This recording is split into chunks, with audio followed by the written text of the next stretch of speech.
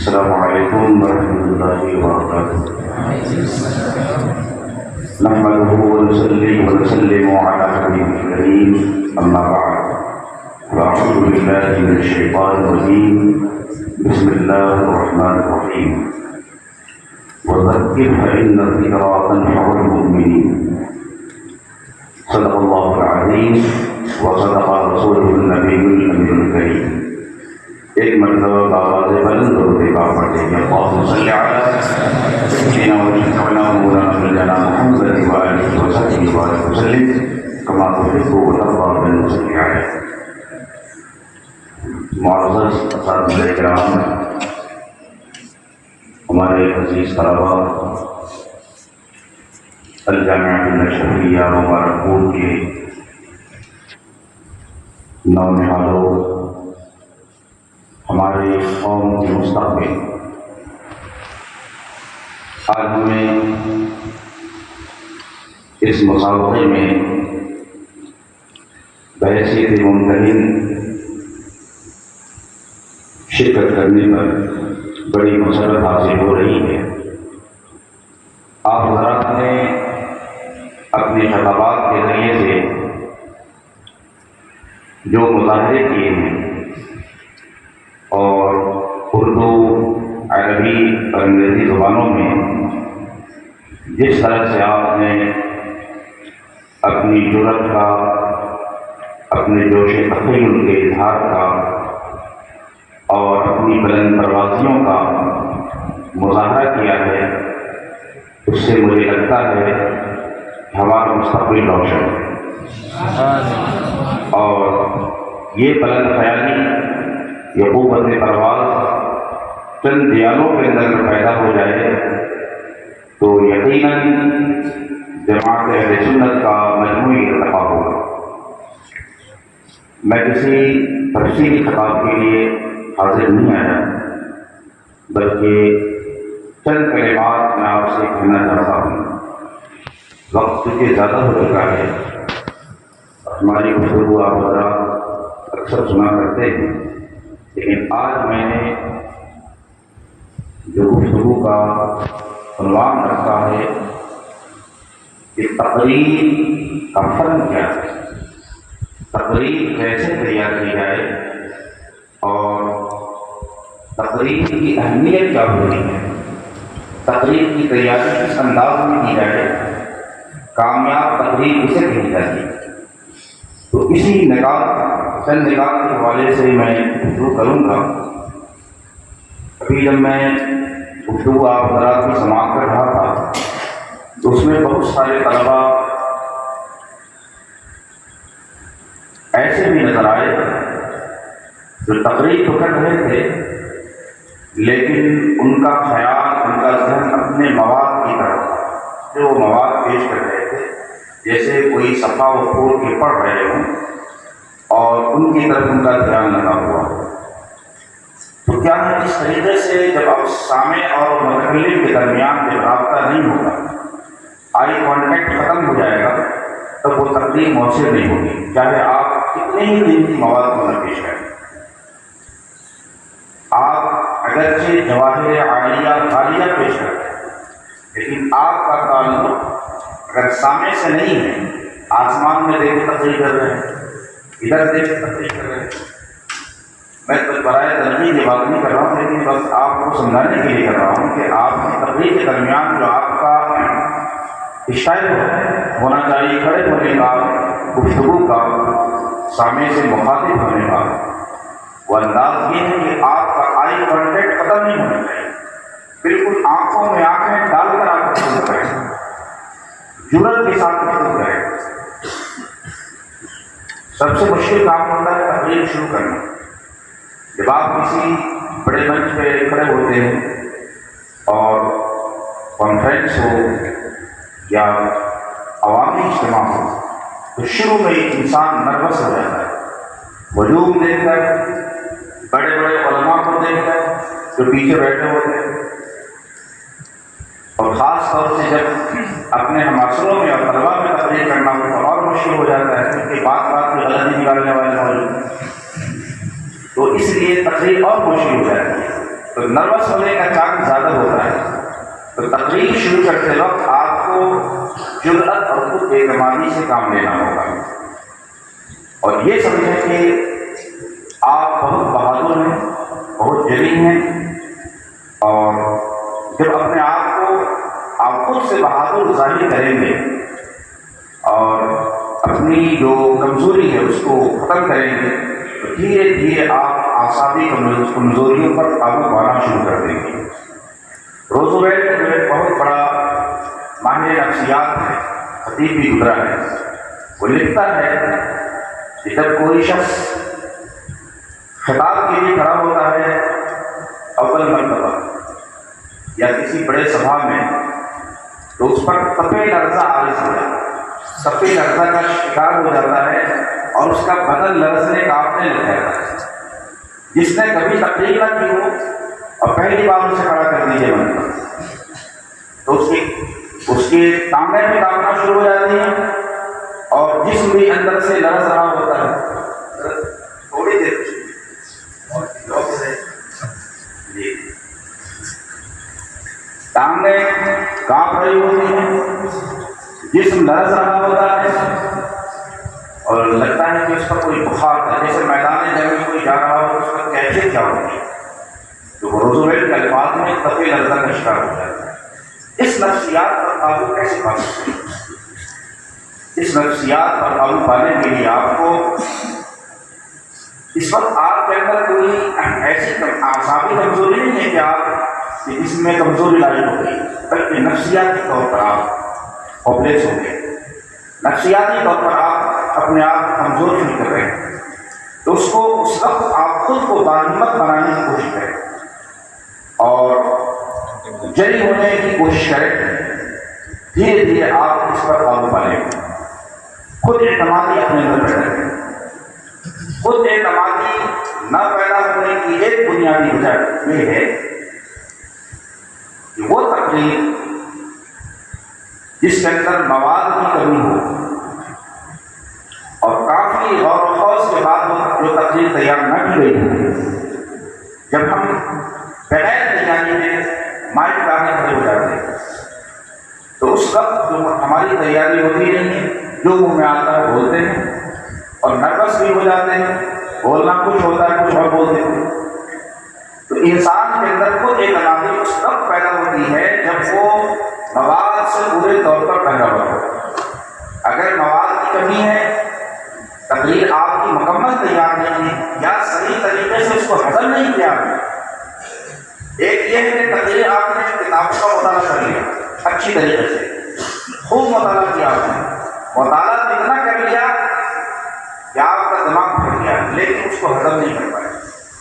اس کو کہاں سے کرنا ہے, کس واقعے کو کہاں رکھنا ہے, وہ آپ کو معلوم نہیں, تب بھی آپ کی تقریر میں گزرے.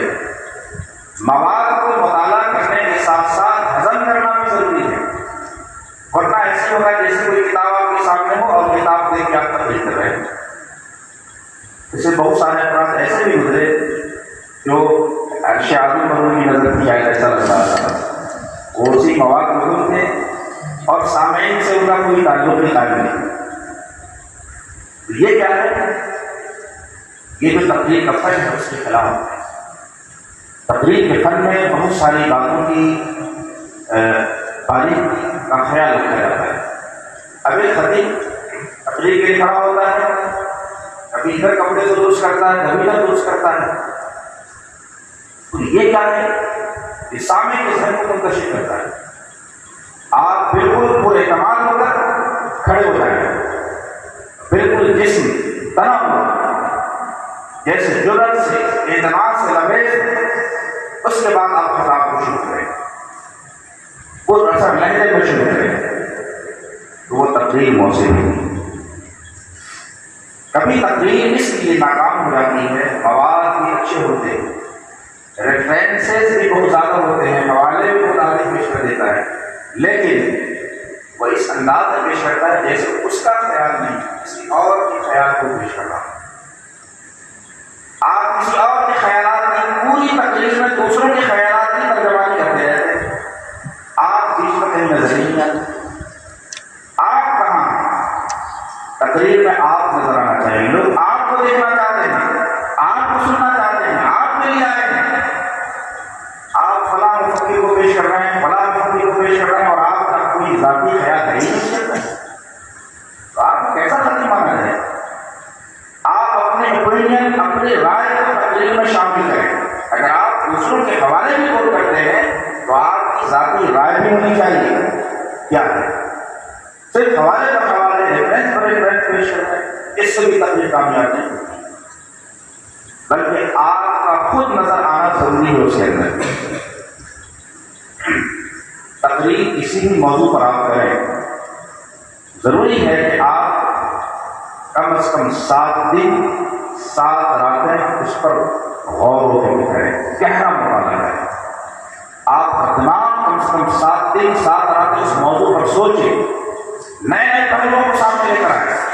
جیسے کہ ارتداد کے اوپر آپ کا خطاب ہوا، ارتداد کے موضوع پر خطاب کرنے سے پہلے، اب یہ ایسا موضوع ہے کہ جس پر کتابوں میں آپ کو مواد نہیں ملے گا، انٹرنیٹ پہ تھوڑا بہت مل جائے گا۔ یہ سوچنے کا موضوع ہے، تفکر کا موضوع ہے، اس پر سوچیں کہ ارتداد کے اسباب ہیں کیا، کیوں لوگ یا خواتین ہیں یا مرد ہیں کیوں مرتد ہو رہے ہیں، اس کے وجود کیا ہے، اسباب کیا ہے، اور ان کا سد باب کیسے ہو سکتا ہے، کیا ہم اس کے سد باب کے لیے تیار بھی ہیں؟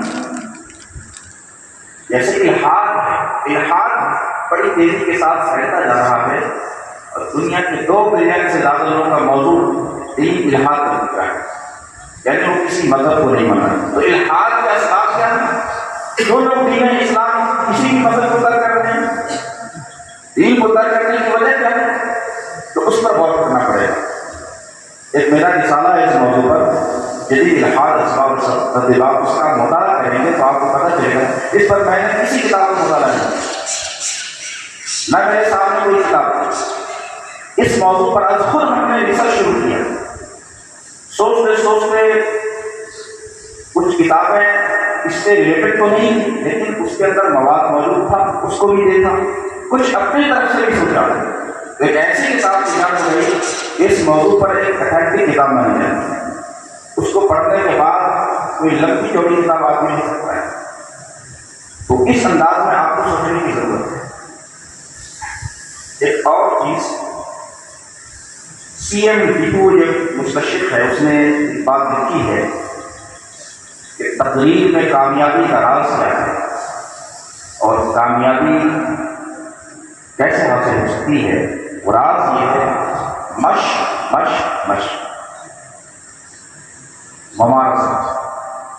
جب تک آپ ایکسرسائز نہیں کریں گے، مشق نہیں کریں گے، آپ کامیاب نہیں ہو سکتے، اچھے اوریٹر، اچھے خطیب نہیں بن سکتے۔ اور ایک بات اور یاد رکھیں، تقریر کا اثر بہت زیادہ ہوتا ہے، کہیں تحریر سے بھی کئی گنا زیادہ ہوتا ہے۔ تحریر سے تو آدمی 50-60 سال میں مشہور ہوتا ہے، پوری زندگی ختم ہو جاتی ہے، کوئی جان نہیں پاتا کون مفکر ہے، کتنا بڑا رائٹر ہے۔ لیکن اگر آپ اوریٹر بن گئے، خطیب بن گئے، تو ایک رات میں مشہور ہو جائیں گے، پورے ہندوستان سے آپ کو دعوت آنا شروع ہو جائے گی۔ تقریر کے اندر بہت پاور ہے۔ یہ کیا ہے؟ عوامی انرجی کو، عوامی جذبات کو ابھارنے کا ایک ذریعہ ہے۔ ایک بہترین خطیب پورے مجمع پہ کنٹرول کر کے کسی بھی مومنٹ میں کیا کر سکتا ہے۔ اب آپ دیکھیں گے جتنی بھی بڑی پارٹیاں ہیں، سیاسی پارٹیاں ہوں یا جو بھی تنظیمیں ہیں، اس کے جو سنچالک ہوتے ہیں یا اس کو چلانے والے ہوتے ہیں، وہ اعلیٰ درجے کے اوریٹر خطیب ہوتے ہیں۔ کیوں؟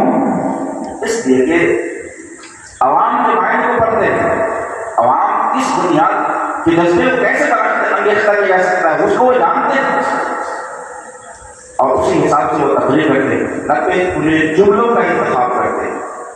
ایک کامیاب خطیب کی نشانی یہ ہے۔ تو اور ایک اور بات پوائنٹ ہے، ایک چھوٹی سی تقریر کے اندر بہت سی باتوں کو سمیٹنے کی غلطی نہ کریں۔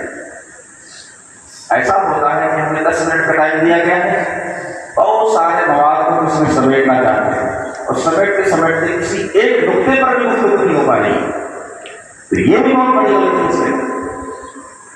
آپ چند ہی نکات کو اختیار کریں اور ان نکات پر خوب زوردار روشنی ڈالیں، کہ مطلب واضح ہو جائے. یہ ہے تقریر کے اصول. اور میں آپ کو ایک کتاب ریفر کرتا ہوں، نظر آئی، اس کا مطالعہ کریں گے. یہ میرے سامنے کتاب ہے کلیات ڈیل کارنیگی. اس کو دیکھیے. یہ ڈیل کارنیگی امریکہ کا بہت بڑا ماہر نفسیات گزرا ہے. یہ 20ویں صدی کے اوائل میں اس نے تقریر سکھانے کے لیے ہی سمجھیے ایک انسٹیٹیوٹ قائم کیا تھا بہت بڑا. یہ کہتا ہے 1912 سے لے کر اب تک جب اس نے کتاب لکھی تقریر کا فن، 5 لاکھ لوگ اس کے انسٹیٹیوٹ سے فائدہ حاصل کر چکے تھے، پڑھ چکے فائدے ہو چکے تھے. وہ تقریر سکھاتے تھے. بہت بڑے بڑے کاروباری آتے تھے. اب ہزاروں کی تعداد میں مزدوروں کو کام کرانا ہے، ان سے کام لینا ہے. ان کو کیسے موٹیویٹ کیا جائے، کمپنی کے لوگوں کو کیسے موٹیویٹ کیا جائے کہ زیادہ سے زیادہ کام کرے. ہر طرح کے لوگوں کو کمپنی کی ضرورت پیش آتی ہے موٹیویشن کے لیے. ایک اچھا اسپیکر ہی بہترین موٹیویٹر ہوتا ہے. اس لیے اس نے 5 لاکھ سے زیادہ لوگ اس نے تقریر کا فن سکھایا. اور یہ کتاب 9 کروڑ سے زیادہ تعداد میں پڑھی گئی. ایسی کتاب آپ گوگل پہ سرچ کیجیے ڈیل کارنیگی، لیکن یہ اس کا اردو ترجمہ ہمارے پاس ہے. انگریزی میں ایسی کتاب ہے، ہندی میں بھی شائع ہو چکی ہے، لیکن اردو میں یہ نایاب ہے. لاہور کے پبلشر میں شائع کیا تھا. میں نے دلی سے بہت پہلے سے خریدا تھا. یہ کتاب ہندوستان میں نایاب ہے. اگر آپ چاہیں تو اس کی فوٹو کاپی کرا سکتے ہیں. اس کو پڑھ لیجیے. اس میں پورا چیپٹر ہے تقریر کا فن، گفتگو کا فن. اور اس میں بہت سارے طریقے بیان کیے گئے ہیں کہ قرآن میں بڑے بڑے فتوا ہوتے تھے، کیسے تقریر تیار کر دیتے تھے. ابراہیم کیسے تقریر تیار کرتا تھا اور گھبراہٹ پر کیسے قابو پاتا تھا. جب بھی کوئی پہلی مرتبہ کھڑا ہوتا ہے تو سب سے پہلے گھبراہٹ آ جاتی ہے اس کے ساتھ. تپے لفظ جسے کہتے ہیں، اس پر دھیرے دھیرے قابو پانا ہوتا ہے. اگر آپ ان کمزوریوں پر قابو پا گئے یقیناً آپ بہت بڑے خطیب بن جائیں گے. اور ایک چیز یہ کہ جو میں نے شروع میں عرض کی تھی کہ سامع اور متکلم کے درمیان آئی کانٹیکٹ ہو رہی ہے. آپ جن سے خطاب کر رہے ہیں ان کی طرف دیکھ ہی رہے ہیں.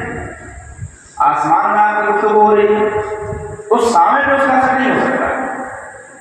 سامع پر اثر ہونے کے لیے سامنے دیکھیں، نظروں آنکھوں میں آنکھیں ڈال کر نظریں ملا کر ان سے بات کریں. تو یہ چند نکات ہیں جن کو میں نے مختصر پیش کر دیا ہے. تفصیل کے لیے اس کتاب کا مطالعہ کریں.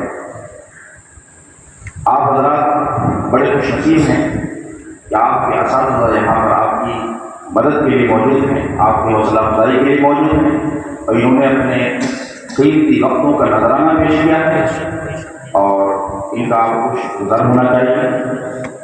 اور میں درجۂ ثانویہ کے تمام طلباء بالخصوص اور آپ تمام لوگوں کو بالعموم جملہ پارٹیسپیٹ کرنے والوں کو بالخصوص مبارکباد پیش کرتا ہوں. اور یہ امید کرتا ہوں کہ آپ اسی طرح کے اجتماعات کا انعقاد کرتے رہیں گے. جس طرح کے تقریری مسابقے کا انعقاد ہماری جماعت میں ضروری ہے. ہم نعتیہ مشاعروں کا انعقاد کرتے ہیں، غزلیہ مشاعروں کا انعقاد کرتے ہیں، اور نہ جانے کیا کرتے ہیں، لیکن جس سے قوم و ملت کی تعمیر ہوتی ہے، فکر کی تطہیر ہوتی ہے، اور ہم میدان عمل میں آگے بڑھنے کے لیے اپنی قوم کو تیار کر سکتے ہیں، تو اس کے لیے تقریر بہترین موضوع ہے. اور جامعہ الاشرفیہ کے پلیٹ فارم سے اگر یہ کام ہو رہا ہے تو اس کے اثرات دیگر مدارس اسلامیہ پر بھی مرتب ہوں گے. دیگر مدارس میں بھی اس طرح کے کمپٹیشن کا اہتمام ہونا چاہیے. علم کا دریا یا فیض کا ساغر یا شیر ناز کرے ان پہ اخلاق. علم کا دریا پیار کا ساغر ناز کرے ان پہ اخلاق. بے کرے شفقت معمار ملت حافظ ملت زندہ باد. الحمد للہ.